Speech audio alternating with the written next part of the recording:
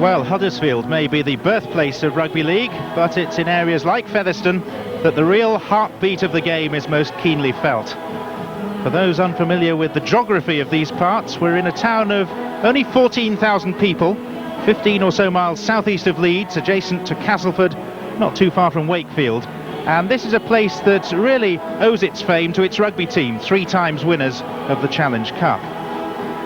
The setting for this tie has provided us with many a stirring game down the years. Post Office Road, now as Ray mentioned rechristened as the Lionheart Stadium, is expecting its biggest gathering for a Challenge Cup match for 7 years.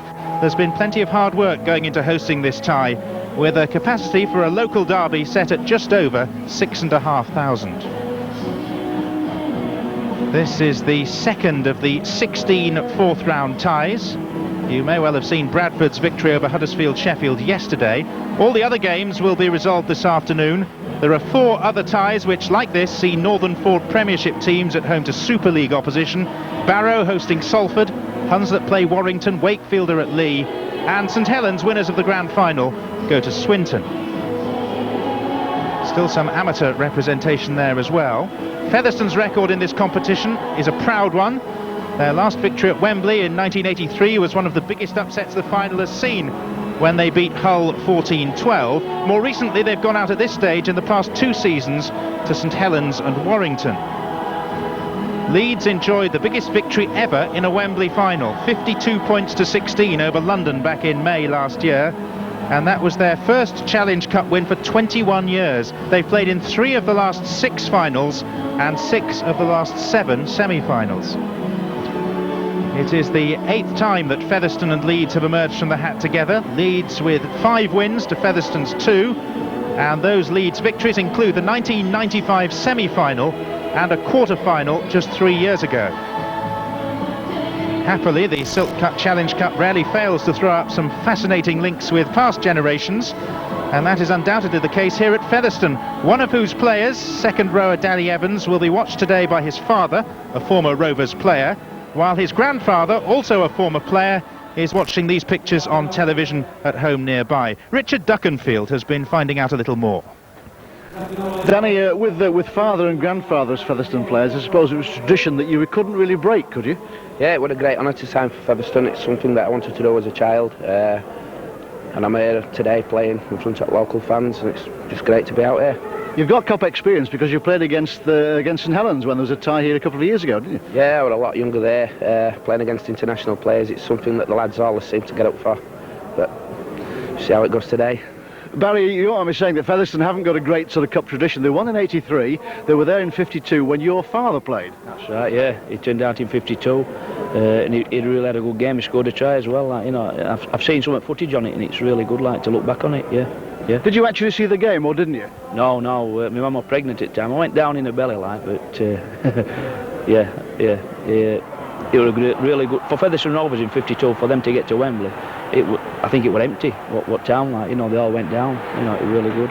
You're still involved with the club because you coach the under-21 players now. I mean, what's the spirit like here? Real good spirit. There's some young guys coming through, and hopefully that they'll break into the side later on, like in season. Yeah, there's 1 or 2 inside now, like such as Richard Gibson and Jamie Rooney. You know, they've really come through the ranks. And Danny, I suppose it's not really fair to ask you for a prediction, but I mean, a big game. It must be great playing against a team like Leeds Rhinos. Yeah, it's everybody's dream to play against the top internationals from 1 to 13, all good players. But just see how they and see if we can cause an upset. Thanks very much, boys. Thanks a lot. Well, by rights, this contest should go the way of the Super League side, but Peter Rowe, the Featherstone Rovers coach, is a wily character whose planning, it's fair to say, has been meticulous.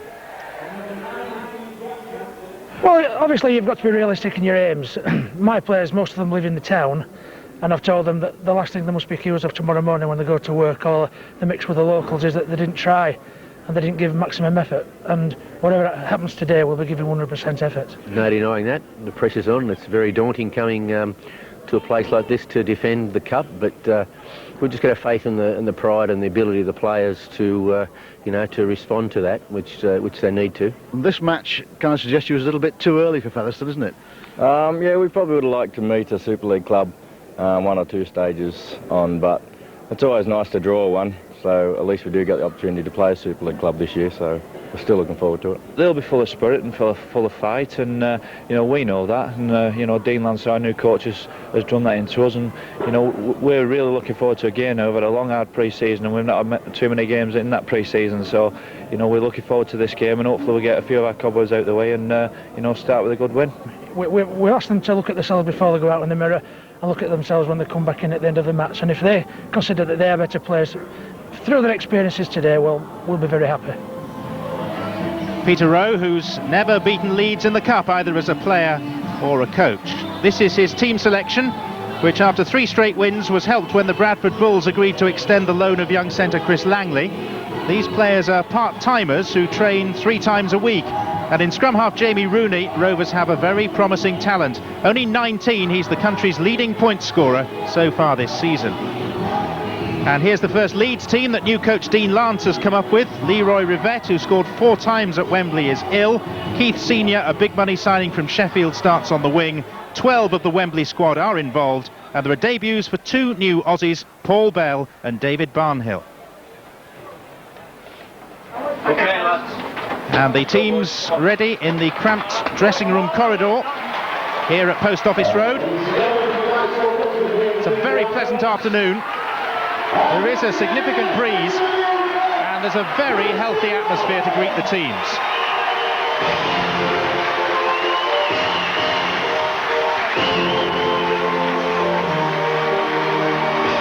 It's not a stadium that's full very often these days. It's not quite full today, but given modern safety standards, it's not far short.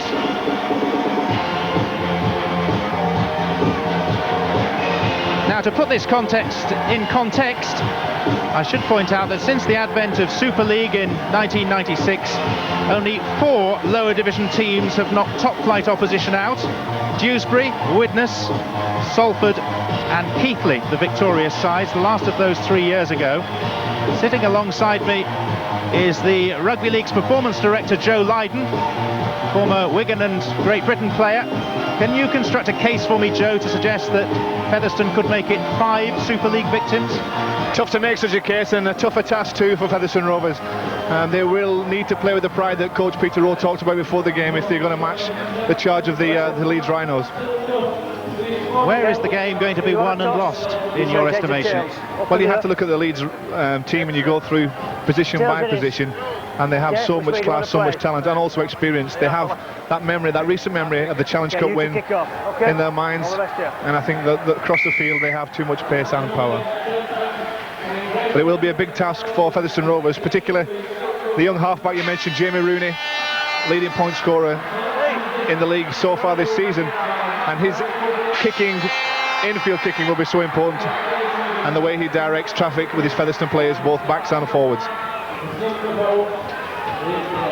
Well, there is a vast expanse of land beyond the family stand on the far side, all of which belongs to the club.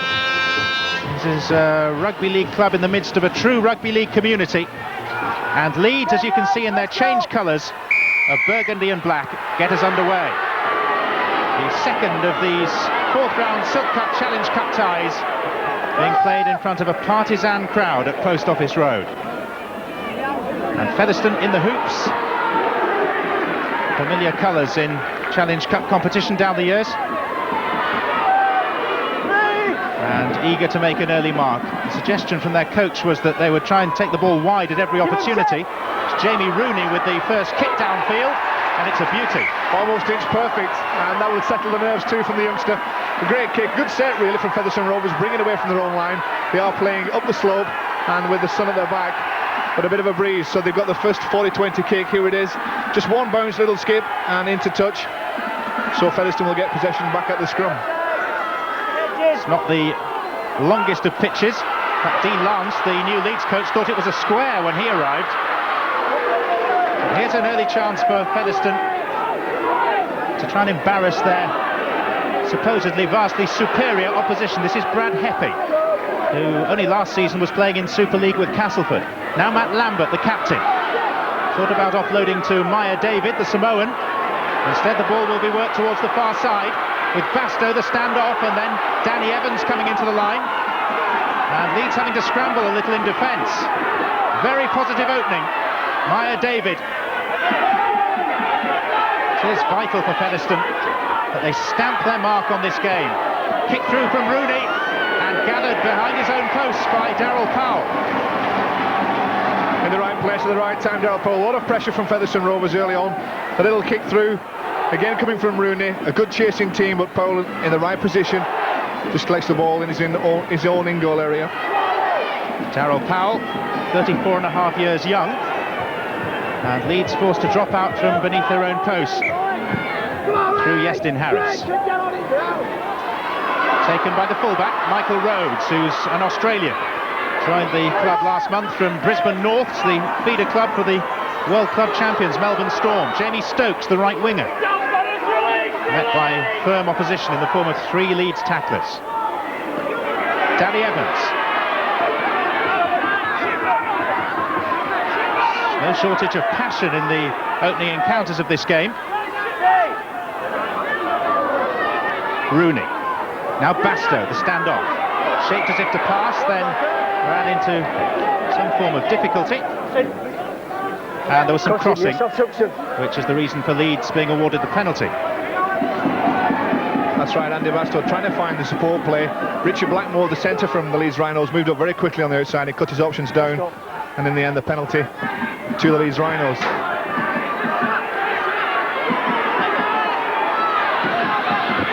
Tapped by Jackson, and the charge by McDermott. Sheridan.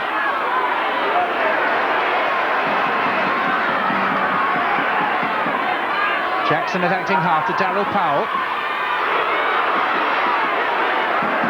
Scything through was Morley. Sheridan. Barnhill. First chance to look at the new second rower recruited from Australian Rugby League. Now Sheridan. Featherstone needing to be watchful and on their guard as Harris was nearly but not quite scragged. McDermott passed it straight to Jamie Rooney. Well, quite a sloppy pass actually from Barry McDermott, trying to promote the ball out wide, but there was no support player there to collect it. And Featherstone gratefully accepted. They'll again try and work their way towards the 40-metre line on this short pitch and then probably put the kick in up the slope. Rooney behind, directing traffic. Matt Lambert. He too is held safely. Let's get the view from the touchline with Richard Duckenfield. Just thinking in terms of match fitness, this is not really a level playing field. Featherstone, of course, have a clutch of Northern 4 Premiership games behind them. Leeds just 3 pre-season friendlies, which aren't quite the same thing. Leeds, though, should be well used to the sunshine. They're recently returned from the pre-season stint in Lanzarote. Well, this is Yorkshire's answer to the Costa Brava.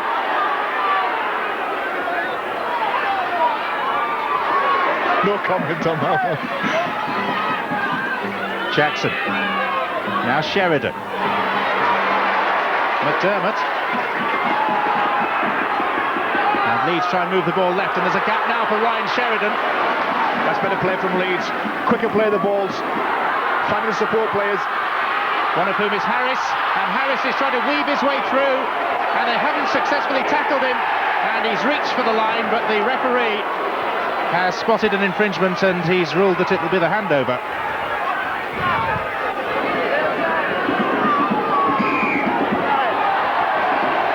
Well, again, more pressure put on by Leeds, but again Featherstone come away a penalty, and Dean Lance, the Leeds coach, won't be happy.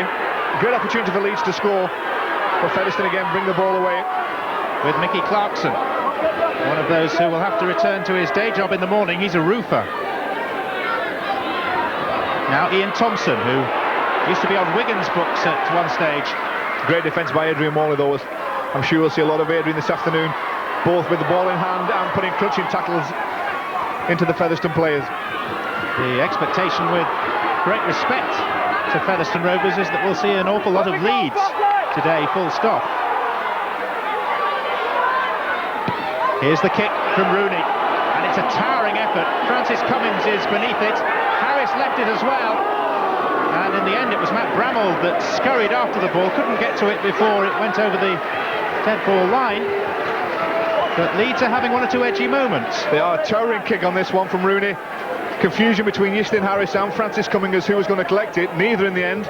And the ball outpacing the desperate dive for the try. It was Mark Bramall that tried to get the touchdown. But good play from Featherstone. I'm sure they do respect this Leeds team, but they're not showing much of it, are they? They're really putting the game to them. Which is what we want to see, but referee Robert Connolly has spotted an offside, and Harris will find touch.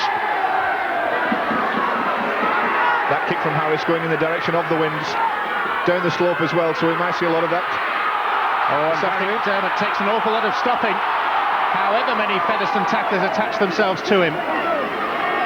Sheridan. Now Darrell Powell in centre field. Oh, the pass was behind David Barnhill. And Bramall thought that he'd managed to regain it. He was under pressure from Adrian Morley. Featherstone kicked it. Featherstone dove on the ball and knocked on. Leeds had a ball. Well, he's given this to Leeds head and ball. I think there was a touch in there from the Featherstone player. But Bob Conlon, the referee, said it was the Leeds touch that went backwards. So it'll be Sheridan to feed the scrum. The pack waits there, very close. And here's Paul Bell. He's the other new Australian, recruited from Melbourne Storm. Sheridan. Cleary. Good central position from which Leeds can launch an attack. Still seeking the first score of the game. This is Sinfield, who gave the dummy, spotted the gap, and scores the first try. The 19-year-old, who's not long since completed his A-level studies, made his impression on the Challenge Cup last season with a couple of tries and an awkward-looking quarter-final assignment at Widnes, and he's put Leeds on the board today. 2 tries last season for Kevin Sinfield. This is the first this year. The little dummy couldn't find the support player, didn't need it in the end. Shrugged off the would-be challenge of Andy Bairstow and went through the gap with ease. Ball in the correct hand. He's got Richie Blackmore on his right-hand side, but doesn't need him. The footing goes away from him, but he manages to ground the ball well for the try. There is Richie Blackmore on his shoulder. Uses him as a foil. Beats the tackle, or the attempted tackle of Andy Bairstow, and scores the try to put Leeds 4-0 up. How good is Sinfield, potentially? I mean, he's very young at this stage, but there seem to be all sorts of hopes for his future. He's got a lot of talent, and he's got a massive potential. And what Leeds have done very well with Kevin Sinfield is blood him gently. They brought him in a team that's very experienced also, and has great players around him. Well, the task that faces Justin Harris is a kick of 34 metres to the post, but it's the angle, not the distance, that will really be concerning him.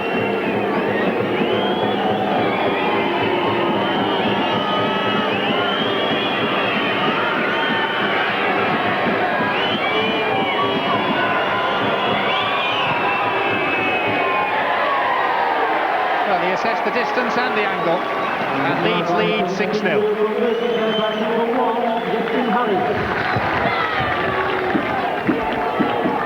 As expected, Leeds are first to strike, but it's taken a little longer than perhaps we expected. Well, my mind goes back to the game 2 years ago when St Helens came in and scored 50 points in 50 minutes. But there's the dummy from Sinfield, just breaking the defence down on the outside and getting over for the try. Featherstone have started the game well, but they have to watch players like Sinfield, and they have to close every possible option down. Featherstone's problems has been the loss of so many experienced players. It's a club that's been riven by one or two financial problems in recent years. They've managed to cut their wage bill by some 75% over the past 2 seasons. But as a result of that, players like Brendan Tudor have passed to pastures new or into retirement. And so this is a very young Featherstone side doing battle with Leeds Rhinos today. Cleary.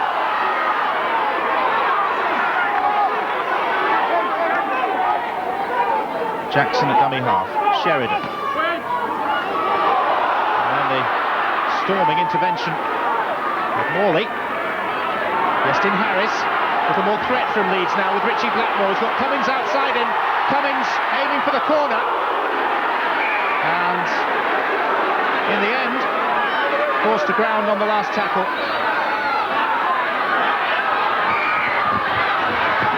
Well, the penalty now goes against Leeds for being inside the 10-metre area on defence, but that was a good opportunity for Leeds to score. I think again the footing, Francis Cummings just couldn't keep his footing in that corner. He tried to step inside the full-back, but 4 points gone begging there. Great break from Richie Blackmore. Are Leeds bound to be a bit ring rusty? I mean, they've had a couple of friendlies either side of New Year, and then they lost to Huddersfield Sheffield 3 weeks ago, and they've been sunning themselves in Lanzarote. I think it's all about getting the balance right. We saw Bradford Bulls yesterday on the TV game for the BBC. They've had even they've had fewer pre-season games and started really sharp. They look really well in speed and in speed of thought and movement. I think it's just how you settle into the game. Featherstone have started really well though. They do, with some tangible reward for their good work though. That is crucial. They need to get some points on the board. It'll do the confidence no end of good and show the coach and the players that they are sticking to the game plan. Another huge kick by Rooney, but is safely taken by Iestyn Harris. Andy Heptonstall had to leave him, he was offside, and in the end it was left to Andy Featherstone to make the tackle. Morley. Already starting to make his mark, Adrian Morley, running down that left-hand channel and making yards. Another penalty against Featherstone, and a quick tap by Sinfield. And one of the Featherstone players is just feeling a knock to his head at this moment. It's Andy Bastow, but this is Ryan Sheridan, and he'll go in under the posts.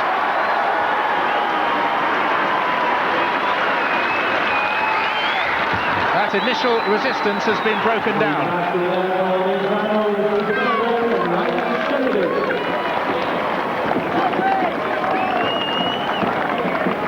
The Leeds Rhinos playing now at speed and with confidence. A quick tap was taken by Sinfield, and then when the ball came across from Jackson for the next play of the ball, Sheridan the step through. Matt Lambert, the captain from Featherstone, was unable to tackle him, and a desperate attempt by Rhodes, the fullback, couldn't prevent Sheridan crossing under the post. 4 points, soon to be 6. Yes, it's fair to say that with total confidence because of the man that's taking the kick and the position of it.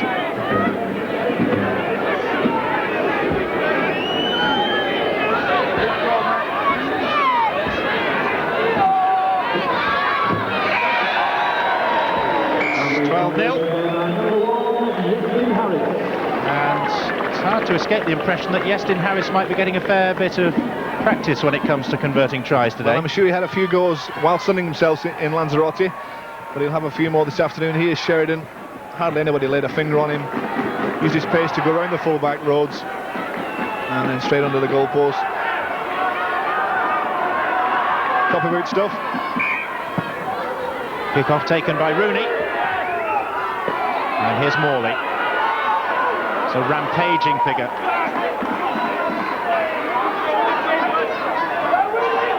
Barry McDermott.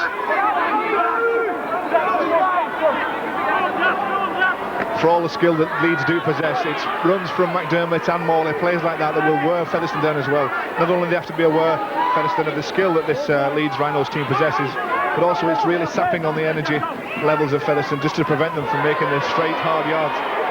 This is Richie Blackmore for Leeds. His season last year was really spoilt by injury. He did make it to the Challenge Cup final. This is the last tackle, and it's Powell's diagonal kick towards Keith Senior, which bounces into touch.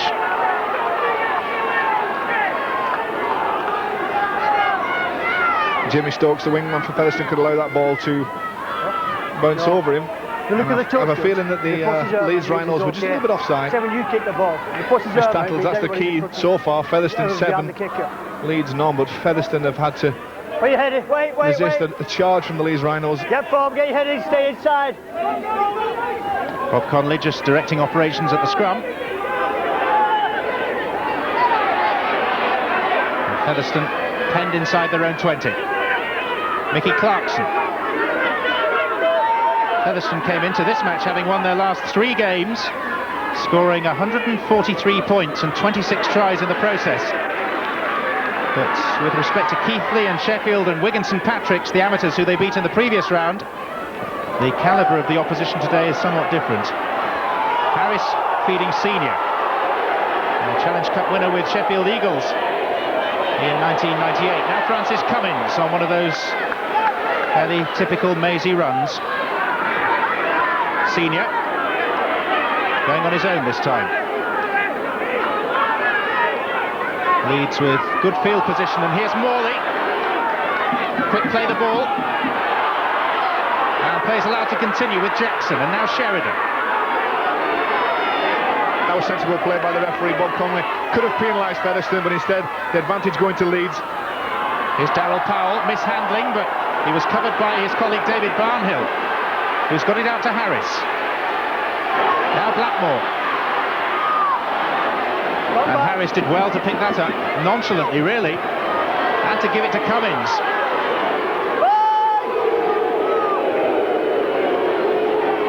Leeds keeping the ball alive well.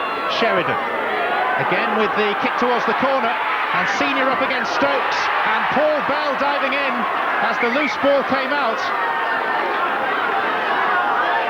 Now, Bob Connolly wants to utilise the video referee. Whether Leeds touched the ball last in the air, I think he did. Just to make sure, please. Well, the decision will be whether the Leeds player touched it and knocked the ball forward. Paul Bell, making his debut for the Leeds Rhinos, got there, but did Senior touch it first? Did the ball go forward? There was no problem at all with grounding the ball. But if Keith Senior's hand got to it, and I think it did, Senior touched it with both hands, actually the ball travelled forward, and although Bell collected it and crossed the line, this won't be a try. So for you, Joe, it's no try? For me, no try. Collected it well, the downward pressure was there, but I think it was plain to see that Keith Senior knocked the ball forward. All eyes will go towards the giant video screen. Hand over. Which agrees with you, Joe, you can breathe again. Knock on, it's a hand over. That was pretty clear actually, Keith Senior. Wait there. Climbed high for the ball, but just couldn't collect it, and the ball did travel forward, knock on. It'll now be a turnover with Featherstone Rovers again having to try and bring the ball away from that with their right-hand corner of the field, close to the goal try line, up the slope and against a real strong defence too. Paul Bell, the new Australian, denied a try at this stage on his Leeds debut. Now Bastow.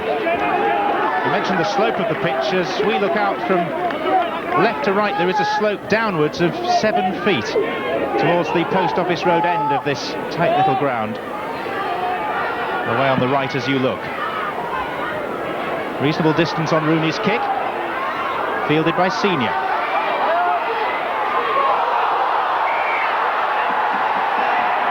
As if they weren't doing well enough, Leeds have had a warning from the touchline official about too many water carriers on the pitch, and I guess the Featherstone players will have other things on their mind, but they'll soon have to make the acquaintance of these Leeds substitutes: Jamie Matthew, Andy Hay, Anthony Farrell, and of course Carl Pratt, who used to play for Featherstone, betting on Andy Hay probably being the first one. That is an area that the officials have been ordered to tighten up on, the use of water carriers and tactical messages being sent on. The fourth official down by the touchline has to be very hot on that this season. This is Matt Bramall for Featherstone. They started so brightly but find themselves trailing by a significant margin. Lambert will be returning to his teaching job in the morning. And we're at the midway point of this first half. Brad Heffy earned a reputation as something of a super sub with Castleford in Super League last season. Now Heptonstall the hooker to Danny Evans. Nearly gave it to Bastow, decided to take the tackle instead. And Bob Connolly called on again. And penalised Darryl Powell for slowing the play of the ball down. Now I think Featherstone, through the form of Rooney, will have a go at goal here for the penalty, try and get 2 points.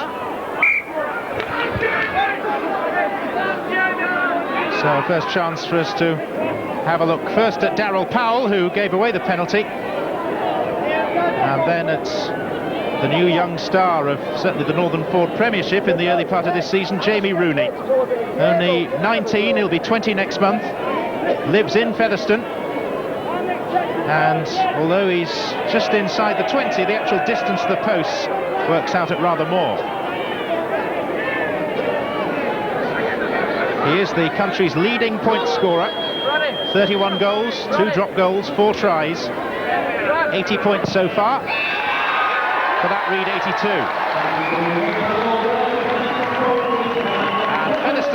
shots are off the mark, which is the least they deserve. That's right, he got into the position very early in the game to try and score a try or put some points on the board. They didn't manage it. Leeds came back strongly. But I think nobody could argue they deserve a couple of points on the board.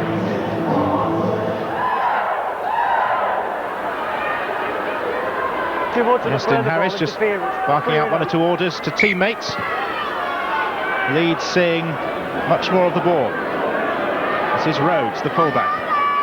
And that's reflected in the time that they've spent in the Featherstone half. Now Maya David. Just one game in Super League for Hull a couple of seasons ago. Also played at Workington. The ferocity of the Leeds tackling, even in this, their first competitive game of the season, is there on occasions to be admired. Featherstone trying to break. Oh, and he's lost the ball, Bastow.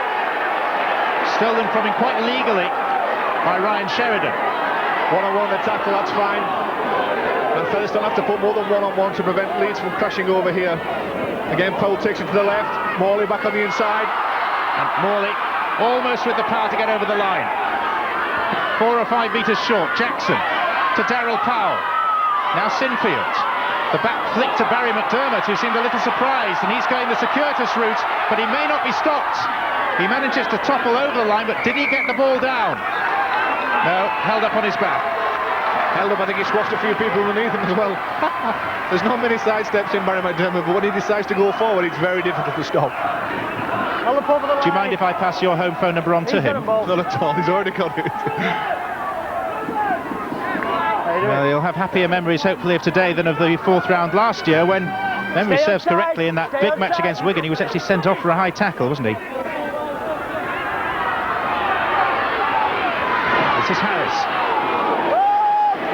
Rhodes going into a 2-man tackle with Bastow. The ball has come loose. The referee says scrum.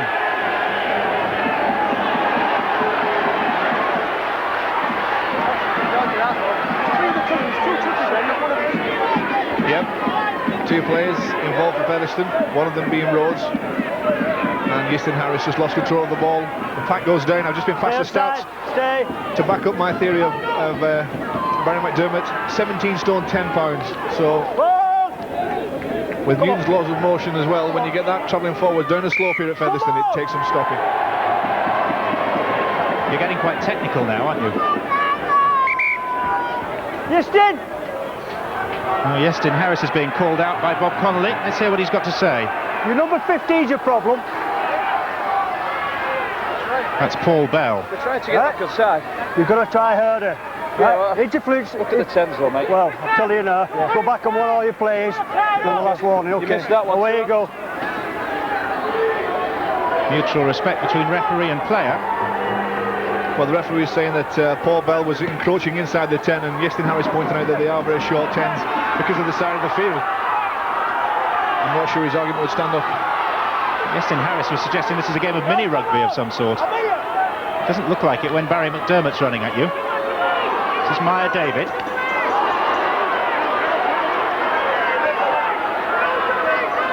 Captain Stall. Along the line it comes to Bastow. Still Featherstone searching for that chink of light in this fairly solid Leeds defence.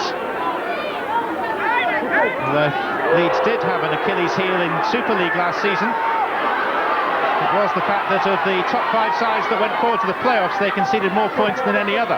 Chipped through by Rooney, and Thompson's off after it, but it'll beat him into touch. Again, another good little kick in from Jamie Rooney. Just threads it through along the ground between the defenders, and the chase is on, but the touchline comes first. Leeds have just made a substitution. Jamie Matthew has come on in place of fellow prop forward Darren Fleary. Here's Daryl Powell. Powell, who finally added a Challenge Cup winners' medal for the first time in his illustrious career at Wembley last May. Confirmation of the arrival of Jamie Matthew on the field of play. Darren Fleary now on the bench. A good spell in too from Dean Lance, bringing Matthew on, the 27-year-old from Queensland. just spelling his players, particularly in the forwards. Barnhill at the play the ball to Jackson, and now Matthew. Off to Harris, who fumbled but managed to regather. He needs support. It comes from Lee Jackson, and Jackson suddenly being engulfed by covering players who somehow got back. But Featherstone in disarray. Surely Leeds must find a way through with Sinfield. Came to Harris. Was there a knock on? I think there was. Well, the Leeds players conspiring to mess up that opportunity to score. Jackson, first of all, took the wrong option. I feel if he'd have passed it to Kevin Sinfield, they may have scored, and then Sinfield trying to find Easton Harris. It's going to be hand over if it's no try. Although the referee's having a look at the big screen to find out if there was an infringement. And if the ball did go forward, he's asking the video referee just have a look if it came off a Leeds hand. And that, I think you'll see, is conclusive evidence. Easton Harris with his left hand just knocked the ball forward, but there were 3 players outside for Leeds on the left-hand side, all queuing up to score. Sheridan being one of them, Harris, and Harris in his hand knocks the ball forward. Well, the good feature of the giant screen here at Post Office Road is that all the players and the members of the crowd can make their own decision as well, and they will no doubt concur with that. A new feature in our BBC coverage of the Silk Cut Challenge Cup this season. Play ball! And a welcome addition, I think. Here it is, Easton Harris. I'm not sure he was the support player that the pass was going to. You got Ryan Sheridan being that man, but Harris did put a hand out. Brad Heppy. So there have been 3 or 4 little escapes for Featherstone.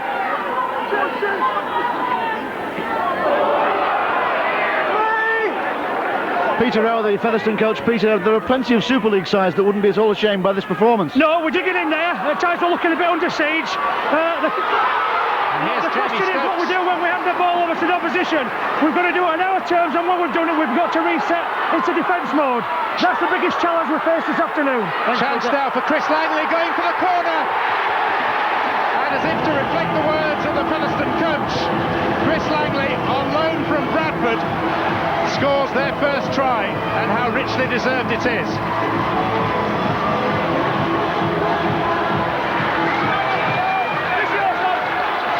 And that all came from that lovely little kick over the top, just breaking up the Leeds Rhinos defence, collected by the support player, and from this play the ball, the try in the corner.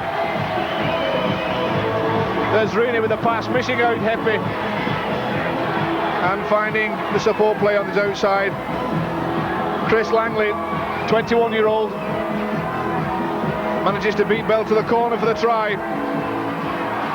They had Leeds fully stretched. The Rhinos players still not getting back onside, and then the missed pass. And Langley backed himself with the pace to go in the corner. Great try from Featherstone, and just reward for some excellent work. Well, they've only just managed to extend his loan by another couple of games so he can play today. And despite the fact that Chris Langley is on loan from Bradford, he tells me, a lifelong Featherstone Rovers supporter. Now this is from a hefty distance out for Jamie Rooney, but he's shown us already from this near side that he's capable from most positions on the field. Momentary pause and a hush. And it didn't miss by much. Still, 12-6 makes it interesting. The pick up on the fast ball, Rooney. It's Mia David that was cut out with the pass. Langley dumped it inside and then backed himself for the corner. Bell got across to cover and made the tackle, but couldn't stop him scoring. Stay behind the kicker, stay behind. Stay. And the score, 12-6. And there's the man from whom we were hearing, Peter Rowe, the former Bradford centre. And a coach who's seen battle with Barrow and Keighley and Halifax and Swinton. And the game plan that he's putting into action today is the same one, Joe, that he used in his first match as coach of Swinton 4 years ago, also against Leeds, also in the 4th round of the Challenge Cup.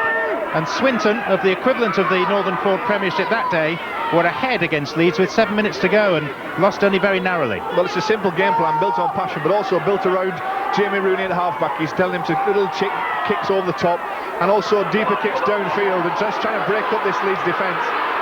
He's also played his forwards run with a lot of passion, a lot of commitment, but it's in defence that they have to watch. Francis Cummins, the Leeds player, tackled. Keith Senior. glorious day for the time of year in West Yorkshire. Bright sunshine, crisp conditions, and an intriguing contest unfolding in front of our eyes. Offside. It was Matt Bramwell, the centre, who was picked out by the referee, Mr. Connolly. Captain! And he's wanting a word with Matt Lambert, the Featherstone Rovers captain, just to lay down the law. Like I've told Leeds, the 10 metres, visible. You guys are even attempting to come back. Tell them all in the final warning. I'm going to take further action. Tell them. Further action presumably would be a sin bin. That's right, his patience has been tested. Bob Connolly. Easton Harris will have 2 points here, but he was just saying the next person that infringes, I presume that's from both sides, will be in the sin bin. They are encroaching inside the 10, they're trying to close the options down of the attacking side. And it's the last chance. So having seen Jamie Rooney go close with a conversion attempt at the other end, 2 minutes on, and it's time for Iestyn Harris to attempt this from just over 30 metres out. This for a 14 points to 6 advantage. The crowd doing their best to put him off.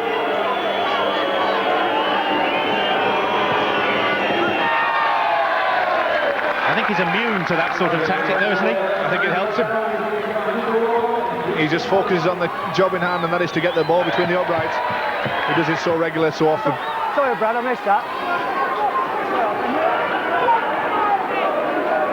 So not too much between these sides.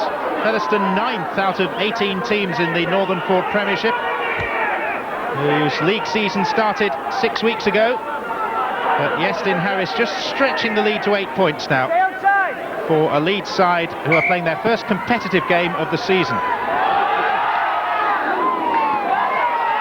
Here's Morley. Featherstone have made a substitution. Richard Chapman has come on in place of Andy Heptonstall at hooker. The ball has gone loose, and it's Leeds who get the penalty. Well, Mia David, there were 3 players, Featherstone players in and around it, and I would suggest that ball was lost rather than stolen. Don't know whether it's just complacency, but one or two of the Leeds forwards are looking a bit slow getting back. McDermott and Adrian Morley in particular. Andy Hay is ready to come on. It's Dean Lance, the coach, looking to freshen things up possibly a little further. Here's Sheridan, now Powell. Featherstone sticking doggedly to their task. Blackmore shrugging off 2 attempted tackles. Now Cummins, and it will be Darryl Powell who will drop on the loose ball over the line. An argument ensues, but Darryl Powell walks away satisfied that he scored the try. Bob Connolly checking with his 2 colleagues.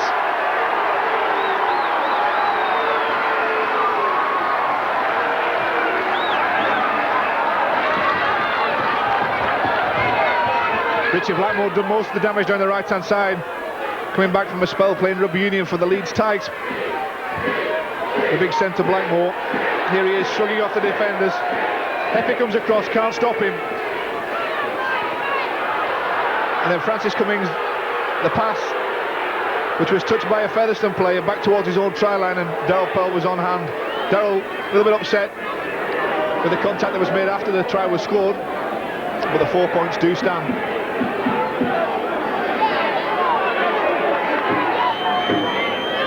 So another opportunity for the prolific Leeds fullback.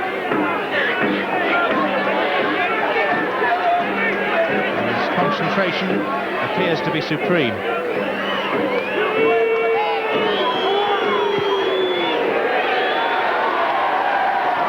And the result, almost a formality.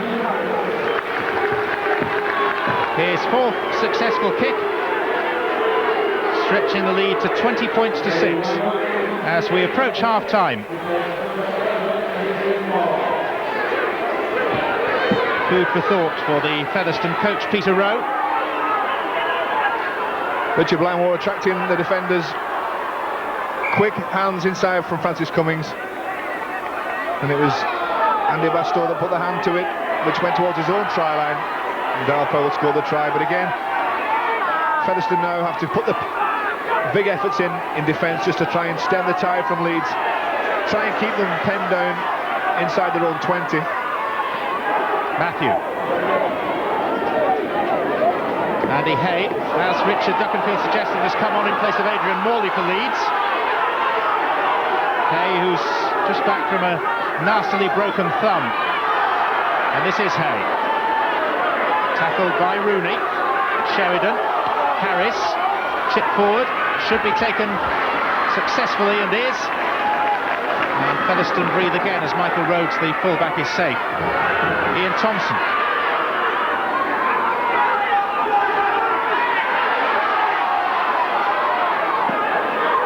Is this a fair reflection of what we've seen, this scoreline, Joe?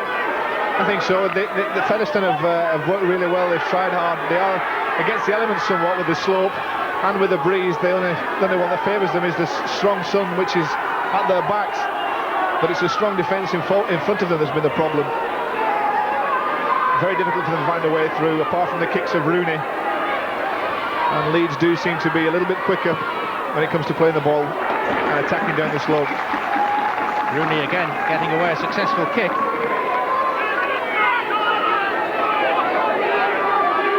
He's kicked well, he's kicked sensibly as well, trying to relieve the pressure.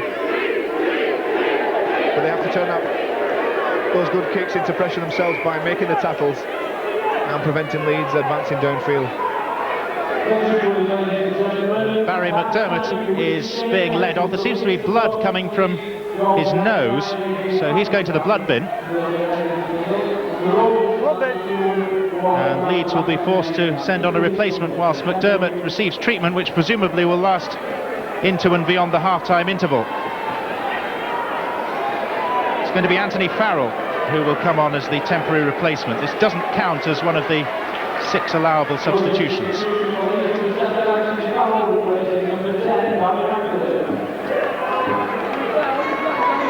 So Leeds put in at the scrum. Powell.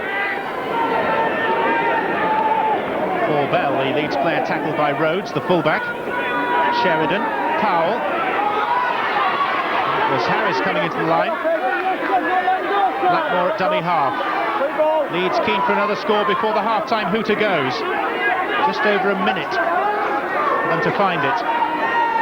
Barry McDermott and a wash and a brush up. Still not ready to return. Well, this could be the sin bin in. Come here. So 2 yards in front of me. Go for 10. And it is 10 minutes in the sin bin. As suggested by the referee, Bob Connolly.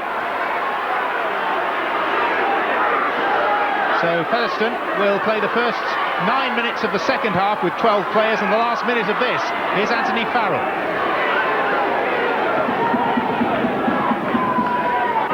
Featherstone surely desperate to keep Leeds out and seek sanctuary in the dressing room and just reassess. But here's Yestin Harris. So difficult to stop, but the pass was wayward. Having said that, Leeds have got it back with Darryl Powell. Now Lee Jackson. Gaps opening up. Here's one for Sheridan to Sinfield. Sinfield trying to arrow back and scrambling across. Featherstone's defence manages to cope. But for how long? Here's Farrell. Again the tackle is firm. We've had the 40 minutes on the clock now. Farrell trying to go for the line. Being held up right on it. Time running out on Leeds. Here's Powell. Won't worry them too much if they don't manage to cross the line again in this half. It's of considerable concern to Featherstone, though, one would imagine, trailing as they do. Matthew to Keith Senior. Senior too is bounced away by some very intense Featherstone defence. Sheridan. Now Yestin Harris with the power to unlock any defence, and he's done so, and David Barnhill is in for a try on his debut. That was well worked from the Leeds Rhinos. It was desperate defence by Featherstone. They were trying their best to keep them out just before the half-time interval, but once Yestin Harris came across field, there were runners in plenty in support, and eventually he found David Barnhill, the 29-year-old. Harris coming across field, Sinfield on his inside, also Barnhill, Richie Blackmore on his outside. The gap opened up, nicely timed pass, and nobody to stop him, the big Australian, from scoring the try. We're privileged, Joe. 8 tries in 8 years in Australian first-grade football, and 40 minutes into his debut in this country, he provides that for us. He'll be pleased with it as well, David Barnhill, to get on the score.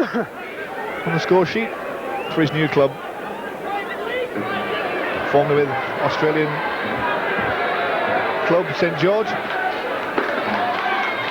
The support of the next generation for the Leeds Rhinos seems assured from that shot that we've just seen. So too does 2 more points to their tally to take them into half-time.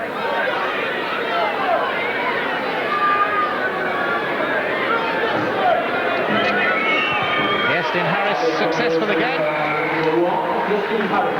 and having had 2 tries disallowed by the video referee and having crossed themselves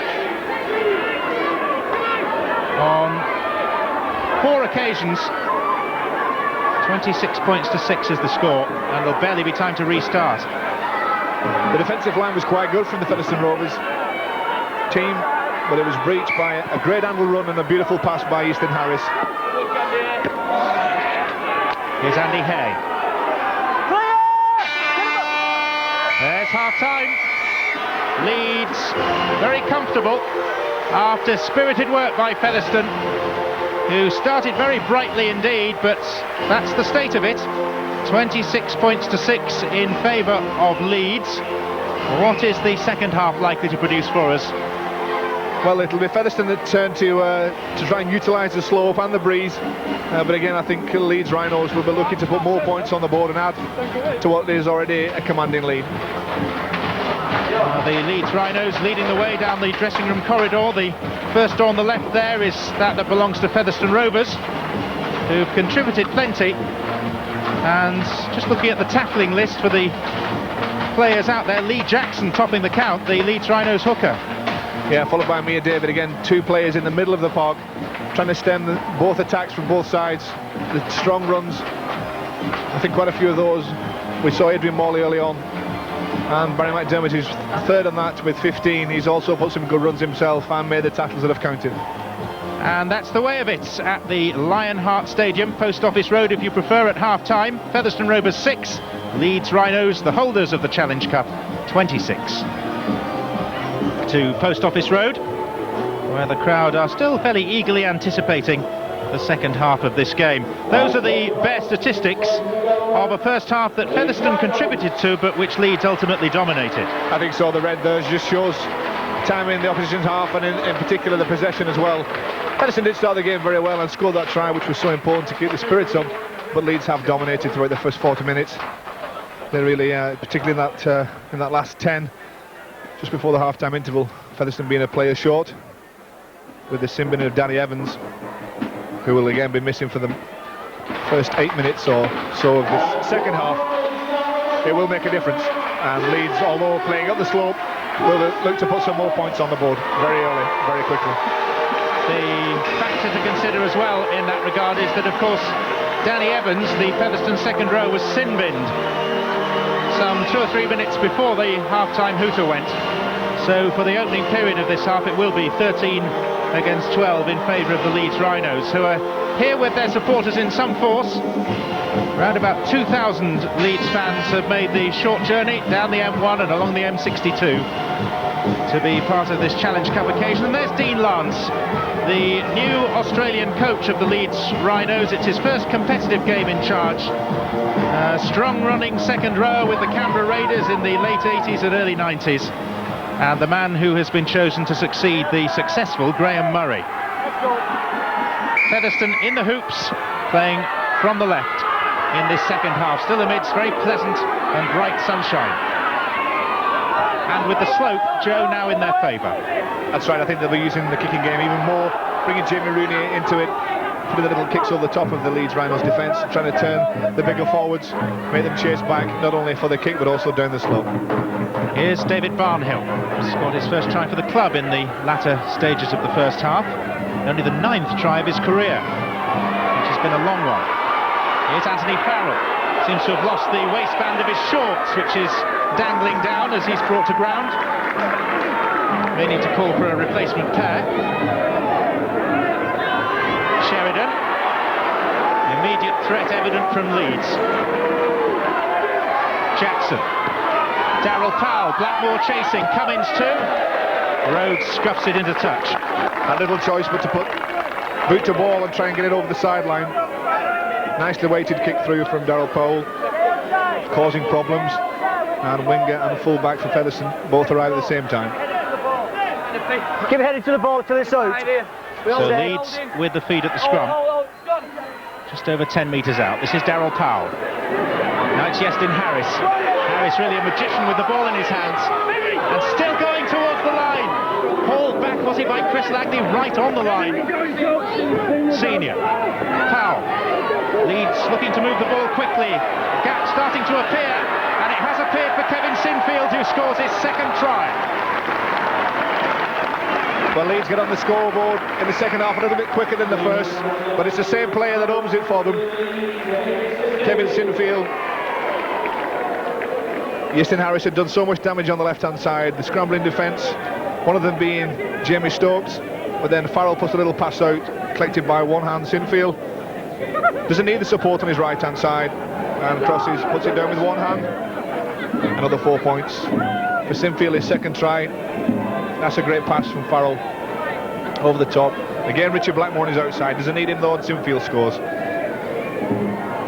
If there was one slight criticism in that first half, it was the timing of the runs by the Leeds Rhinos, possibly due to the fact that they haven't played too many competitive games, as we mentioned at the top of the programme, but also the slope as well, which does affect your timing of the run, and I think they'll find that easier in the second half. Iestyn Harris with a faultless record so far this afternoon, which he should, from this position, maintain. Famous last words.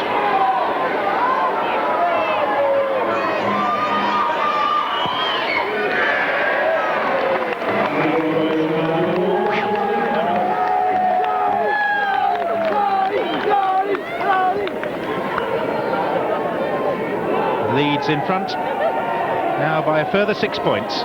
It's just fast hands by the Leeds Rhinos across the back line. Andy Hay involved, and Farrell the pass over the top. Sinfield scored 2 tries in 99, and he doubles that this afternoon, and there's still time left. Still on your warning. Stay outside. Once again, the warning being reiterated to stay on side by referee Bob Connolly. Not the start to the second period that Featherstone would have wanted. They're still numerically disadvantaged and will be for another 3 or 4 minutes.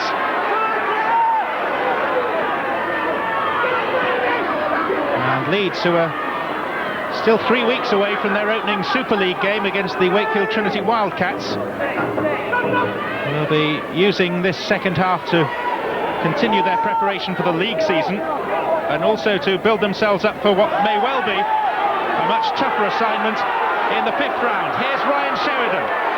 Mazy run, slipped away from Michael Rhodes, and he, like Sinfield just seconds before him, scores his second try of the match.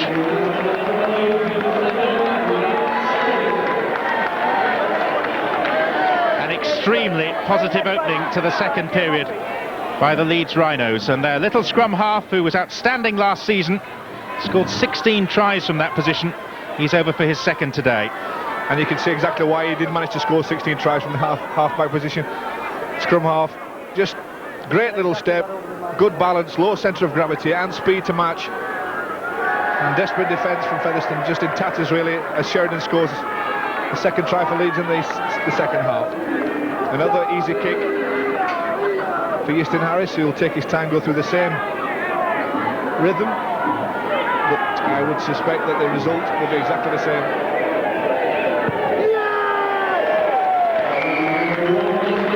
7 out of 7 for the captain.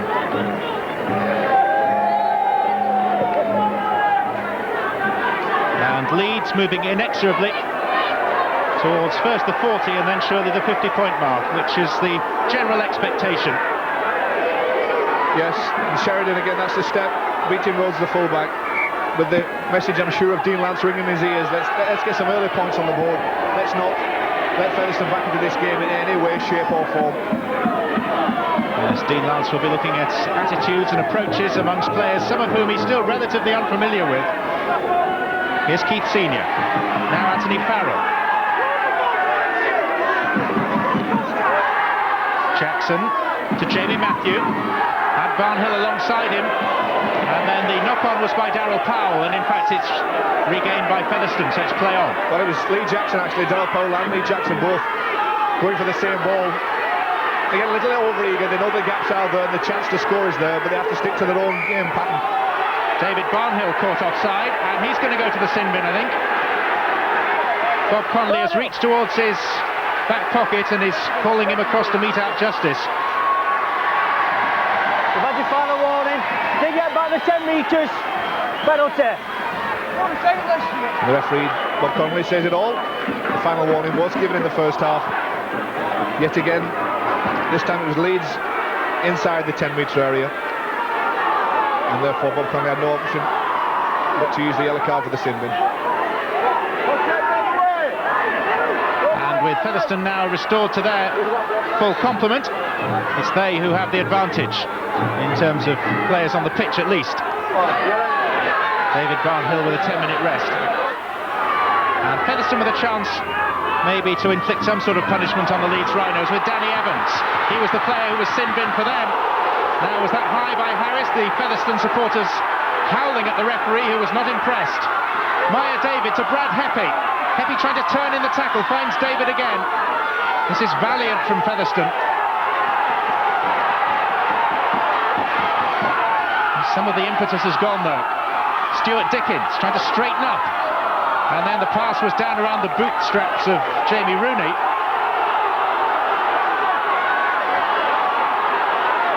And Leeds have regained it through Jackson. Lost opportunity really. Blackmore to Francis Cummins.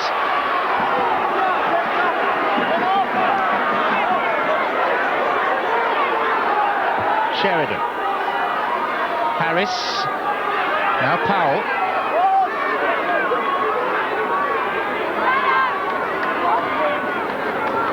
Now Hay. Sinfield. Sensing the chance of a personal hat-trick. At a good distance out. Bell at dummy half. He too prepared to straighten. And into the arm of Chris Langley. Looks a little groggy as he gets up. Here's Sheridan. Now Powell. Leeds keeping on the pressure. The offload to Farrell. That's 4 tackles. Here's the 5th.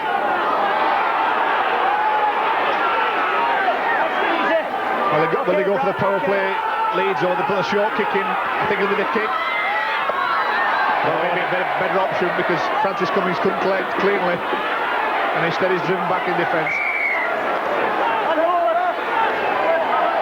This will be the handover. There's a little disagreement between Bramold and Cummins. Hey, release the ball when I tell you. Anderson has to go away.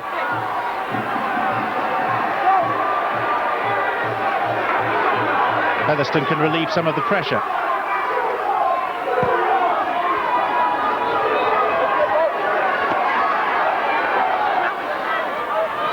Here comes Steve Dooler for Featherstone, who's replacing the captain Matt Lambert in a substitution. Dooler, whose surname may be familiar to slightly older rugby league viewers. One of his more distant cousins, Carl, won the Lance Todd Trophy in the 1967 Challenge Cup final, playing for Featherstone in their victory over Barrow. Carl, one of a long line of veritable scrum halves produced in this area. Don Fox, Steve Nash, Derek Fox, and they will claim Jamie Rooney as the latest in a long line. Well, there's a penalty to Featherstone, but I was just looking at the player in backfield. One of the Leeds Rhinos players down. It was Lee Jackson who catches a blow to the jaw, I think, accidental. But there's some concern by the Leeds bench. It was Danny Evans that he tried to tackle, I think, Joe, and it was in attempting that he sustained the injury.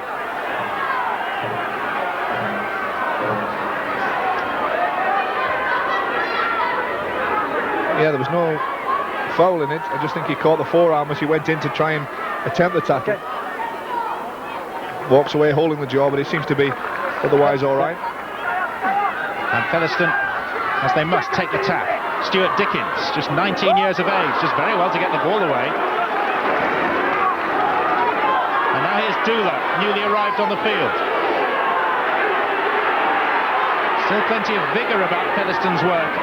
Rooney, Bastow, and coming in on the angle. It's a chance for Bramold. The Leeds Rhinos have condensed their defence. Numerical advantage to Featherstone. The kick goes in. Rooney's kick chased by Stokes, shoveled behind really by Keith Senior. He had to be sharp into Keith Senior, had to get back. It was another well-weighted kick from Rooney. Just crossing the line, and Senior had to rush to scoop it away. Jamie Rooney has impressed many good judges. Has he impressed you? I think so. He seems very cool under pressure. It's obviously the big stage for him today. A lot of clubs, including his own coach Peter O, will be watching with interest. Really only burst on the scene midway through last season. He scored in 22 consecutive games, and his kicking game, as the ball comes loose, has been admirable today. Here's Richard Chapman, the most experienced of the players employed by Peter Rowe. Over 100 games for the club. Here's Brad Heppy. Now Chapman. And Featherstone still going at it. Chapman seemed to take a knock in the midst of that tackle. Bastow with the long pass to Bramold, picked up by Blackmore. And Ian Thompson tried to tackle him.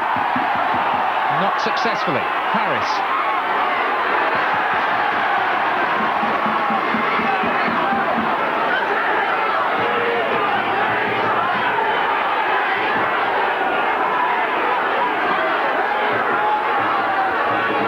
Close eye on Lee Jackson. He took a rather bad blow to the jaw a few minutes ago. He's a little bit dizzy, a little bit groggy. They don't want to actually bring him off the Rhinos at this stage because they feel he needs the match fitness. But they're watching Lee Jackson closely, and hopefully he'll head will clear and he'll be okay. Jackson at dummy half, finding Sheridan. This is Blackmore. Used to play just down the road at Castleford. Played in the 1992 Challenge Cup final. Seemed to lose the ball there before gathering it in again. And Lee Jackson, who the coaching staff are watching and keep an eye on, Bastow walked another scrum. Very sympathetic coaching staff. Not to the jaw, feeling dizzy and groggy, but carry on because you're not fit enough. Of course, the hooking position has changed somewhat at Leeds with the departure of Terry Newton to Wigan, and the young understudy Andy Speake not involved today. Oh yeah, Lee Jackson is a great professional though, well experienced. Another substitution being made with Barry McDermott coming back on the field for Anthony Farrell. McDermott, who left initially to go to the blood bin, and has now been cleaned up. That's a good kick, and Jamie Stokes is off in pursuit of this to race with Cummins, who judged it perfectly. I think Jamie Stokes would have been offside there, just a yard, and the referee spotted it. Bob Connolly. Francis Cummins did exceptionally well to get across from the opposite wing, but it was the right decision. The crowd booed. You can't see from that. All you can see is Francis Cummins collect the ball, brave to get down. McDermott takes 3 to halt him. This going the way of the away side as expected, but Featherstone resisting gamely, and the penalty count even. Powell. Harris straightening beautifully. Now looking for someone to pass to. Will he need anyone at all? Well, he will, because he's engulfed. So elusive though, such an easy runner with the ball in hand. Sheridan. David Barnhill is due back shortly from the sin bin for Leeds. Sinfield. Oh, that was casual but effective. Now Paul Bell. Jackson. Now recovering slightly. Ryan Sheridan is going to launch the crossfield kick. High towards Francis Cummins, who, like a pickpocket, snaffles it and scores.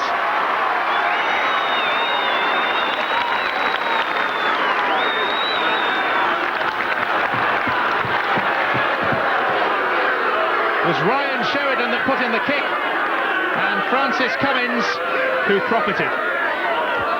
Copybook.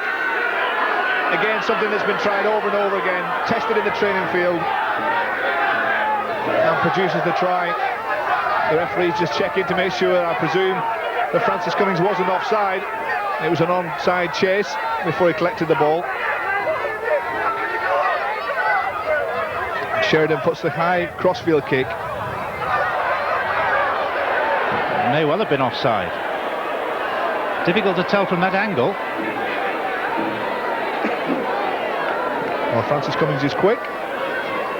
Is he that quick? But did he get a start? Penalty back here. No try to penalty back here, 10 metres.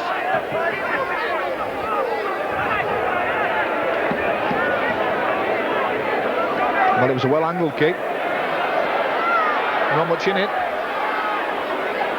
Come on, earn your money. I think the benefit of the doubt will go to Francis Cummings here by the video referee. The time that the ball was in the air gave Francis Cummings enough time.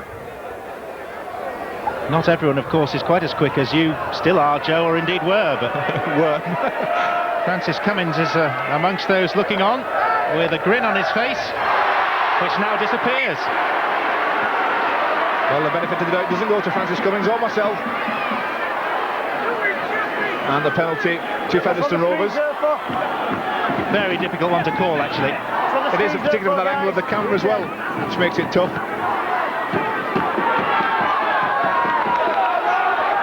So it remains at 38-6. And we're approaching the hour mark in this game now. Featherstone have now survived on 3 occasions when what have appeared initially to be Leeds tries have been referred to the video referee Paul Crashley. This is Brad Hepping.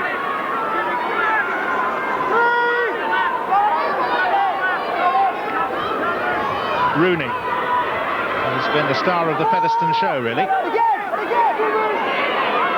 Reminiscent of the young standoff, Carl Pratt, who played here in this corresponding game against St Helens at the 4th round stage, which we televised 2 years ago.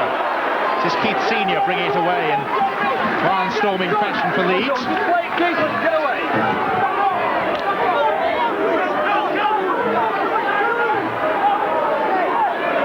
Sinfield underneath all of that. McDermott.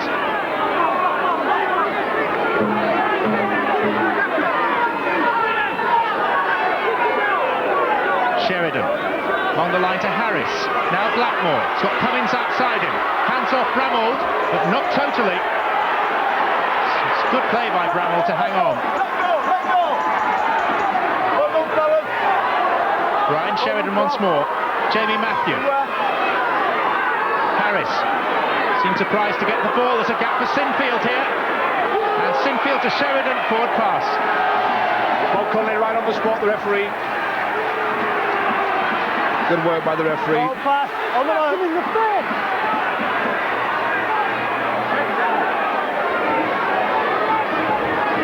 Ryan Sheridan just being frisked. Ball pass. By Brad Heppy, I think it was. Brad. Stay outside. You stay there. Shadow gradually gathering across this playing surface.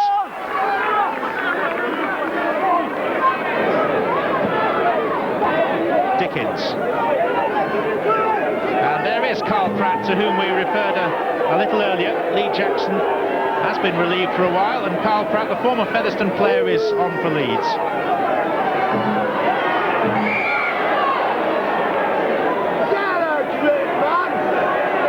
The penalty count creeps up. Darrell Powell and Dave Barnell this time guilty of obstruction around the play of the ball, not letting a clean play the ball by Steve Dooley from Featherstone. And Jamie Rooney gets easy yards, probably the easiest of the afternoon from the kick. Maya David. Former Illawarra, Hull and Bramley player. Rooney. Now Dickens, who all found just a little bit of space. Tried to pass to Bastow, and it was knocked on. The referee has seen something that he didn't like, and he's having a word with Iestyn Harris. It's going to be a penalty to Featherstone. And the referee said it was obstruction, saying he had hold of the player in support, and therefore prevented him taking the ball. Good defence by Bell coming in from the centre spot. was Dula, the Featherstone player, who's just managed to hang on to the ball. Evans. Some mighty defence to try and get through, particularly for a team from the Northern Ford Premiership, the rung of the game below the Super League. Dickens and Chris Langley held man and ball. Featherstone try and move it more quickly with Rhodes. Fullback coming into the line. Oh, and he's given it away. And there's a chance here for Leeds. But the pace of Harris is not enough to get away. Stokes was the player that got back to him. Then Sheridan, tackled by Dula. Those two having a disagreement. Dula's hand in Sheridan's face. Powell. Sinfield. Misses out Barnhill, finds Blackmore instead. Carl Pratt is waiting for the kick through, which Blackmore himself follows up, but Featherstone have it.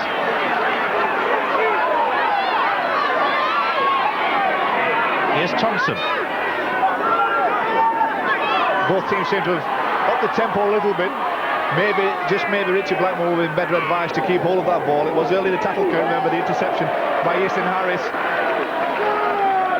There's just an edge to one or two of the tackles that are going in now. Maya David. 3 required to stop him. Kick over the top. Looking for Stokes, who suddenly appeared in the middle, the right winger. Well collected by Ryan Sheridan. And here's Carl Pratt. Jimmy Rooney again though, just varying the kick. Would be, I'm sure, tempted to put the long one in downfield because of the slope and the breeze, but instead a little chip over the top. But all it does is give Leeds back possession inside the Featherstone half. Actually, Ryan Sheridan of Leeds is slightly in the wars. They were checking that he was all right. He's taken some rough handling recently from Steve Dula, and you'll notice that he's moving a bit gingerly, is Ryan Sheridan. Come down, you head of ball. Another mistake by the Leeds Rhinos. That timing of the pass and timing of the run we talked about in the first half, not improved that much in this second. Did catch on the microphone on the referee's lapel Ryan Sheridan protesting that someone had just thumped him in the face. Presumably that may well have been Steve Dula. Seems to have gone out there and taken an instant dislike to the Leeds scrum half.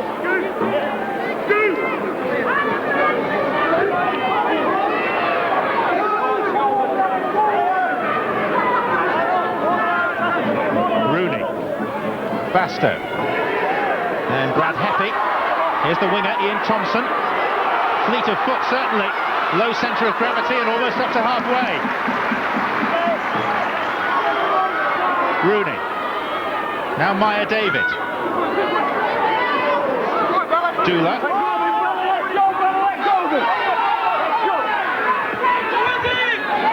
Rhodes. Still no shortage of effort from Featherstone. Peter Rowe, their coach, saying before kick-off how keen he was that all their players should return to work in the morning, having ensured that they've given their all. There's a chance now on the last tackle, but that chance has gone. Here's Cummins. He asked them all to look in the mirror, the Featherstone Rovers players, before they left the dressing room. I think they can have a look when they go back in and feel proud of the way they performed this afternoon. A lot of effort and a lot of pride put into the performance. But you get the feeling that whenever Leeds get the ball, if they can click and start to put the timing in, then they have the opportunity to score. It's no surprise that in this Super League era of the past 5 years, there have only been 4 occasions when sides from the Northern Ford Premiership or its past equivalent have knocked out a team from the top flight.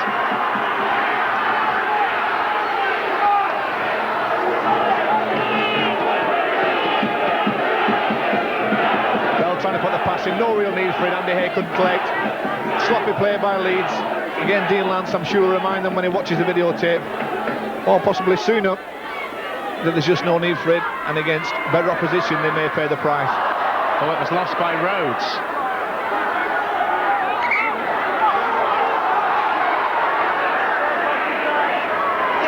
It's going to be a scrum down. No advantage. Leeds have got to be play on.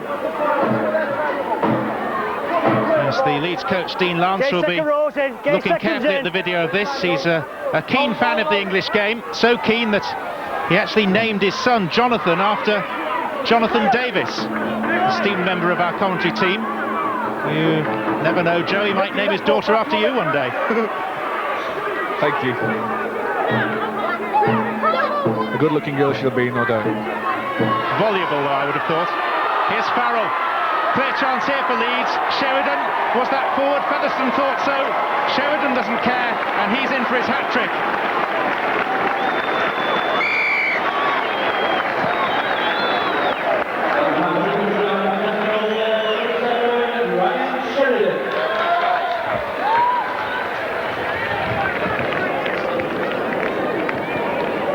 Seven tries in that 42 points to 6 scoreline. Well, Leeds Rhinos just get it right. Make the half break, supports the left and right on the inside this time. I call good scrum halves. Backing up down the middle of the field, Ryan Sheridan over for the try, and that try being his hat-trick. Born in Dewsbury, former Sheffield Eagles player. Peter Rowe with a slight look of concern. Obviously not wanting his side to take a heavy beating because they've performed admirably.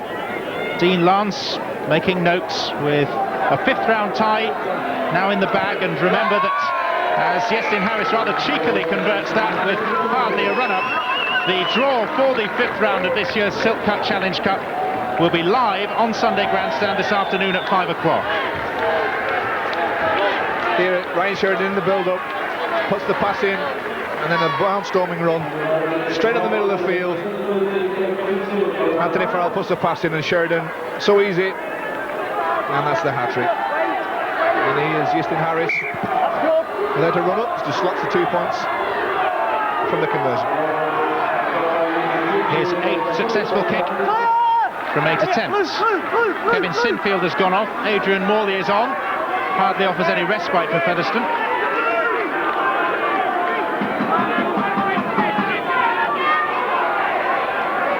The 3rd year in a row that Featherstone Rovers have met Super League opposition at this stage in the competition.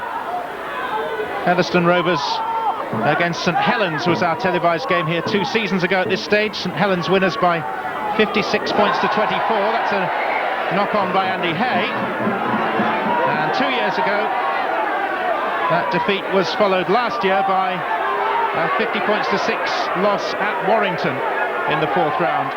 Andy Hay here unable to hang on down by his bootlaces. I'll try to kick off. Just come back, okay. Okay. Put him in.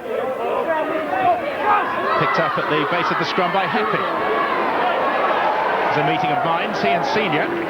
Leeds still with the advantage in terms of the time spent in the opponent's half. Not quite as clear-cut as it was earlier in the game, though, that statistic. Ball was knocked backwards by Chapman.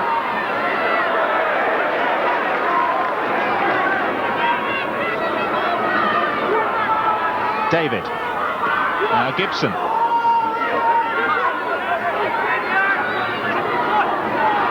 Chapman kicked it through, it hit Blackmore firmly in the stomach.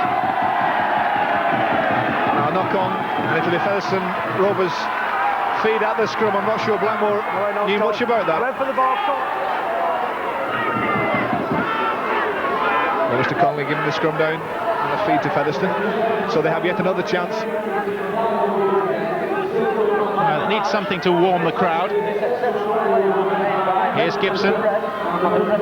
Now Rhodes. There is a slight chill cutting through the afternoon now. Langley, scorer of that solitary Featherstone try in the first half.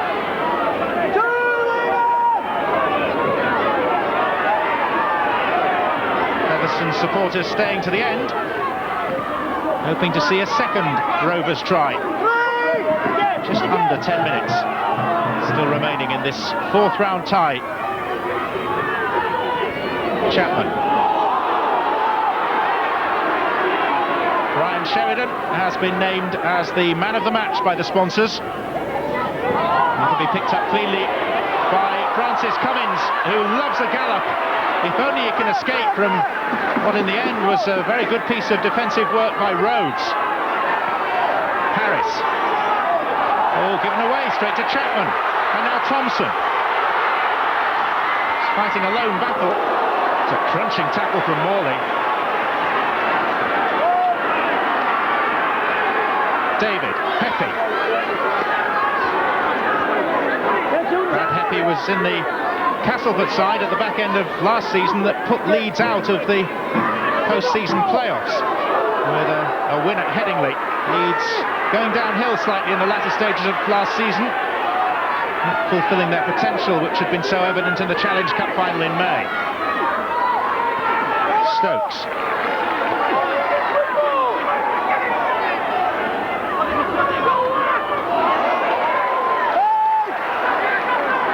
Good defence from Leeds, moving up quickly from the defensive line, flat line, and leaving Featherstone with little option but the kick.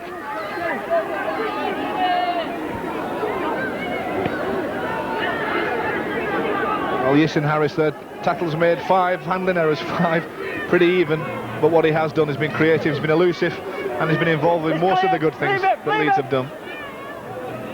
And Steve Dooler of Featherstone Rovers is making the best of it. He's hurt his right leg, not moving very easily. He was involved in that last tackle though, but Steve Dooler is obviously intending to see the game out if he can. Harris misses out Farrell, sees half a gap. They play the ball quickly to Blackmore. Carl Pratt waving as to where he'd like the pass to have been delivered, never came. Sheridan. Out over and beyond Harris to Darryl Powell, now Andy Hay. And now Paul Bell.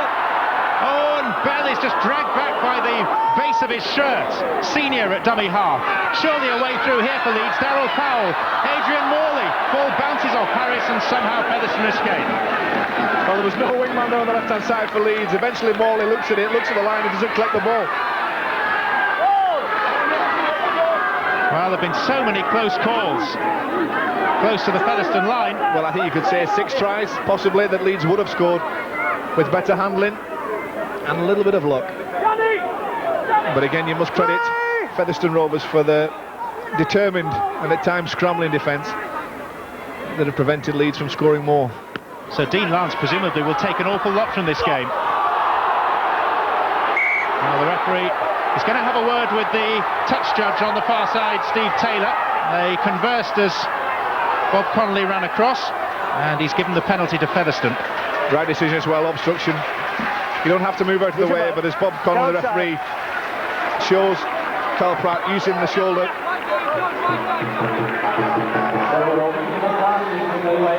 Two ribald cheers in the direction of Carl Pratt as a former Featherstone player. Adrian Morley just back on the field. He's had a long spell of rest either side of the half time. But he is again so destructive, and I think Dean Lance will just be happy to be in the next round, and that these players will have had their first real test of the 2000 season in the Silk Cut Challenge Cup 4th round. Yeah, a matter of professional pride to Featherstone, or to be strictly accurate in their case, semi-professional pride, that they don't concede 50 points. David. There's a Featherstone player flat out on the 20-metre line. Here's Thompson. I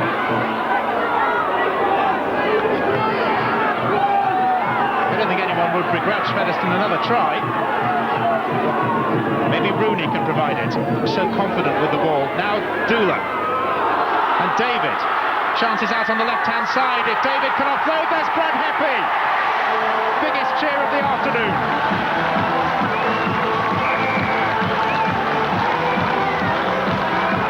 He's only here on a match-by-match basis, the veteran New Zealander. Seen service with Workington and Hull and Castleford. And he's given the Featherstone Rovers supporters, who've been very supportive, something to really shout about. Rovers worked the numbers well on the left-hand side, spotted that they have one-on man overlap and used it. Here we see David going on the left, takes a tackle from Sheridan but manages to get the pass in. And they're on the outside in the neutral position of wing. Here's the number 12, Brad Heppy. And isn't he happy and pleased? Again, the pride has been shown by Featherstone Rovers. Peter Rowe, the coach, would have been pleased. They have not been overpowered completely by the Leeds Rhinos. And this player, Jamie Rooney, has the chance now to add on the 2 points. Reflects well on the Featherstone coach and his preparation of the side for this very daunting contest. They've now crossed the Leeds line twice, and Jamie Rooney seeks to convert that second try. He's given it a chance. Every chance.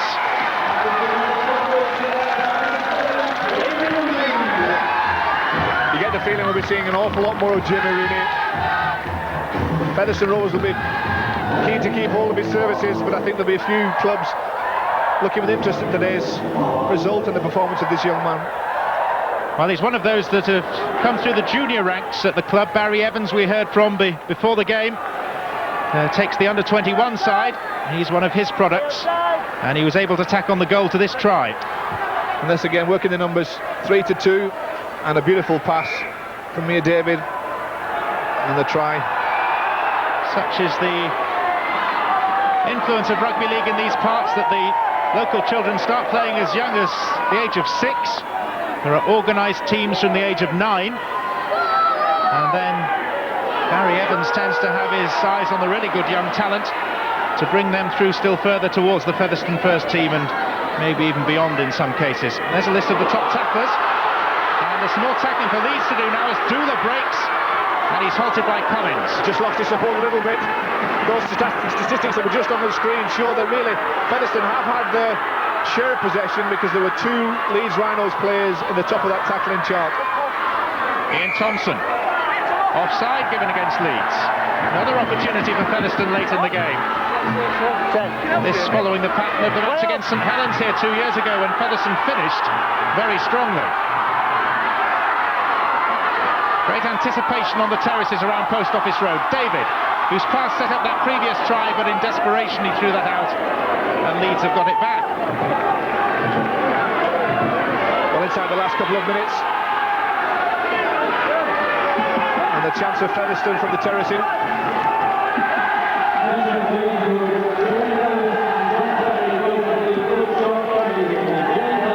Leeds just a couple of minutes away now from confirming their place amongst the last 16 in this year's Silk Cut Challenge Cup. A reminder that the draw follows live on this programme on BBC Two at 5 o'clock, by which time all the other results from around the country will have been gathered together and we'll have given them to you. A number of intriguing ties elsewhere, with Northern Four Premiership teams at home to Super League opposition. Still some amateur representation as well. And Featherstone looking to finish this very strongly. I wasn't actually aware of this until paying a visit to this ground last week, but apparently Pontefract, just down the road, is the confectionery centre of these parts. They're into making sweets, and they've been distributed in great numbers around the crowd, who've munched them very happily, and they're presumably feeling reasonably sweet about Featherstone's performance. This is David with the kick through. Off in pursuit goes Chris Langley. It's awkward for Keith Senior, who's going to be caught behind his own line.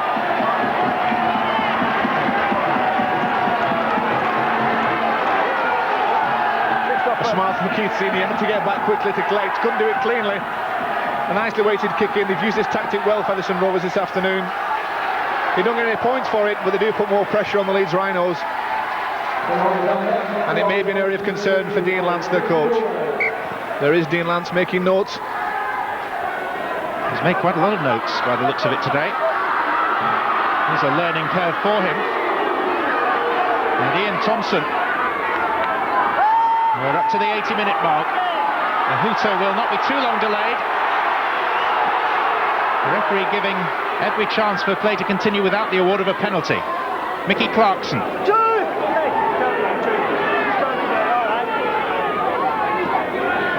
Now Dickens. Oh, he's lost the ball to Adrian Morley, and it's play on, and it's Bell.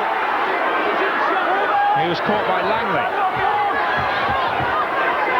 Featherstone trying to get back into some form of defensive line. Leeds, for their part, seeking to bring up the half-century. In the remaining few seconds of this game, it's Yestin Harris, flung out into the wide open spaces, and Carl Pratt.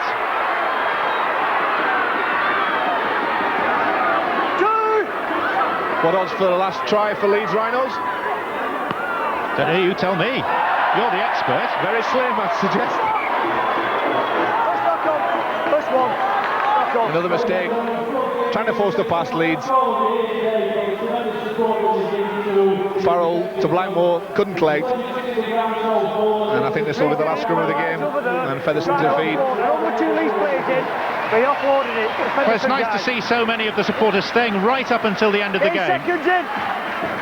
Supporters of both sides to lend their acclaim to the efforts of both these outfits. Oh, it's lost by Langley, and here is that chance for the 50 points to be brought up by Leeds. Yestin Harris. Simple score takes them to 48.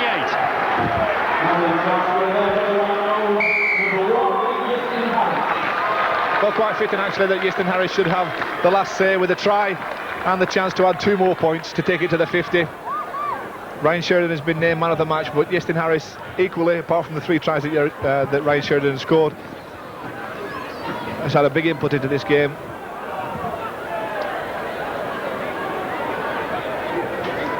Francis Cummings collected from the mistake from Featherstone. Richard Blackmore again using his strength, offloads.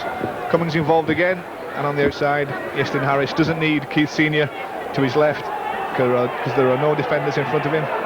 Puts it down, and again he has the chance here with 2 points on offer. He got 20 points in the Challenge Cup final victory over London. This would take him beyond that to 22 for the day, and Leeds to 50 for their opening tie in this year's Challenge Cup. He is human after all. Leeds fall short of the landmark. Featherstone can be proud of their efforts, but it is the defending Challenge Cup holders, the Leeds Rhinos, who go through in fairly emphatic style against game Featherstone, well coached and drilled by Peter Rowe. Your overall thoughts, Joe? Well, it went as predicted really, with Leeds being comfortable victors, but I think you can look at Featherstone, and Peter Rowe, their coach, will be pleased with the performance. He asked for pride, he asked for commitment, and he got that from the players. They scored 2 tries and possibly had a chance of another couple. They did well in scrambling defence to prevent Leeds from scoring more, but I think you have to say that Leeds will progress and be glad to get this tie out of the way. Rhinos loose forward, Kevin Sinfield. Kevin, that was a contest in the first half, wasn't it, by Featherstone? Yeah, definitely. I mean, coming to a ground like this, you know, the fans really got behind the lads. They're in the middle of their season, you know, and they really give them a tough test today. Did it take the Rhinos a while really to get into the stride, do you think? Definitely. You know, we've not been playing all winter. We've been resting, training really tough. Dean and Damien and Edgar have really put us through our paces. Featherstone playing on the slopey pitch with all the crowd behind them, you know, it's really tough coming here. What about your own position? You've been brought along very gradually and carefully by Leeds.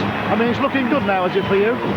Well, I'd like to think so, yeah, but I'd take each game as it comes. There's a lot of experience and great people and players in my position, so I'll take each game as it comes. Looking forward to a cup run now?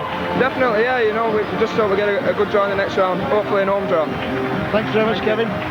And the victorious Rhinos coach, Dean Lansdene, satisfied with the performance? Oh yeah, pretty satisfied. We tried to play a little bit of touch footy in the second half there, but you know, when you get a scoreline like that, you can't go away and complain about it. Kevin Sinfield there was just making the point about match fitness, saying it was a little bit slow to start with. Yeah, we were a little bit scratchy. You can see it's a little bit out of sorts, but you know, what I was real happy with was the defence. Actually, it was really strong and it was great. Yeah, so. First one out of the way, I feel better. First Taster Cup game in this country. Yeah, good experience. It was a great experience, and this club should be proud for the support they give them. It's good to be here. Congratulations, Dean. Thanks very much. And a man who played a really crucial role, I thought, Steve Dooler for Featherstone. Steve, disappointed but not dismayed, I would think. No, I think we battled well at first half. I think we outshone us in, really. All we can do is learn from it. You'd have liked to have been on a bit longer, I think. Oh yeah, I liked to, but took a knock-on leg. A bit disappointed, but end of the day, our learning curve, wasn't it? Well played, Steve. Commiserations. Thanks very much. And we have 16 balls going into the velvet bag. Behind me in the boardroom here at Post Office Road, now the Lionheart Stadium, as you mentioned. 11 of those balls represent surviving sides from the Super League. There are 4 more from the Northern Ford Premiership, and 1 ball representing the French side Villeneuve, who surprisingly to many people have beaten Keighley today from the Northern Ford Premiership, and thus become the first French side ever to get through to the last 16 stage of the Silk Cut Challenge Cup. Now, before we have the draw, alongside me is today's victorious skipper, Iestyn Harris of Leeds. Iestyn, a good performance today, the first performance in a competitive match under your new Australian coach, Dean Lance. What did you make of it? Yeah, it was a good win for us. Obviously, we knew Featherstone had come out with fire, and you know that we knew they'd be hard work early on. And all credit to them, they kept going for the full 80 minutes, and it was tough work, and we're glad just to get a victory. Now, be fearfully honest with me. Who do you want in this draw? What do you want? We're not too bothered who we get. As long as we get home draw, we'll be happy. You're after a trip to France, aren't you, and Villeneuve? I know it would be switched, but you'd probably pay to go and play out there, wouldn't you? Oh, that'd be great for us. Well, Villeneuve Leopards, to give them their full title, are number 24. Leeds Rhinos, who Iestyn, of course, represents so successfully, the current holders of the competition, they're number 14. Let's see what's about to unfold by joining the Chief Executive of the Rugby Football League, Neil Tunnicliffe. Thank you, John, and welcome to the draw for the 5th round of the 1999 to 2000 Silk Cut Challenge Cup. The home teams will be drawn by Gary Schofield OBE, the former Hull, Leeds and Great Britain skipper, who, together with Mick Sullivan, holds the world record for the number of test caps with 46. And the away teams will be drawn by Lee Crooks, the former Hull, Leeds and Castleford prop, who was 4 times a Challenge Cup finalist, winning the trophy as an 18-year-old in 1982. And so, gentlemen, please, the draw.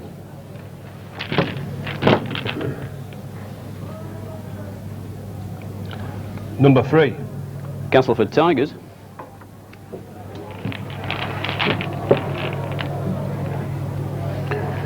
Number 7. At home to Halifax Blue Sox.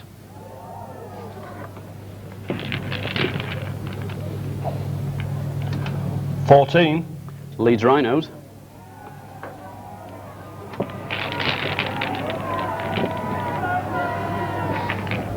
Number 20.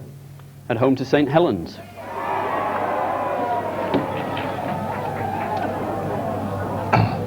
Number 30. Wigan Warriors.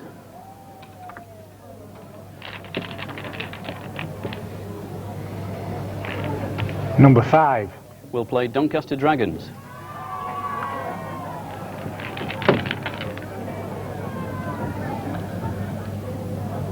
(26) Warrington Wolves.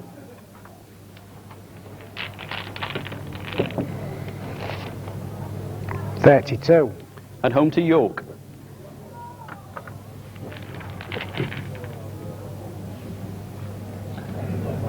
(16) London Broncos. 21. Against Salford City Reds.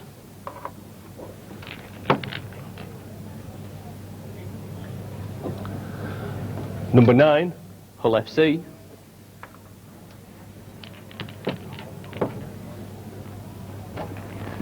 (19) At home to Rochdale Hornets.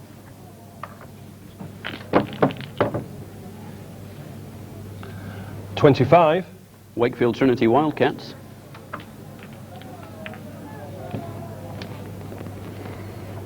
Number 2. Will play Bradford Bulls.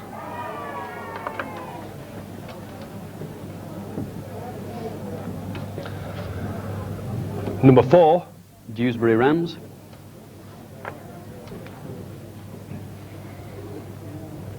Number 24. At home to Villeneuve Leopards.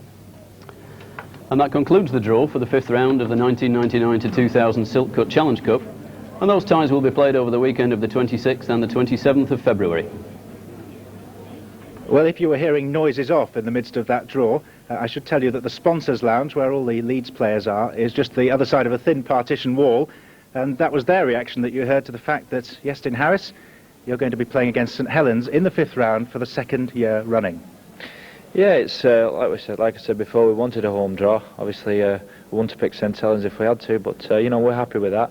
And we've had some good tussles with St Helens over the years, and hopefully it'll be another good game. In general, the draws come out reasonably well for the Super League sides. They tend to be at home if they've drawn lowlier opposition.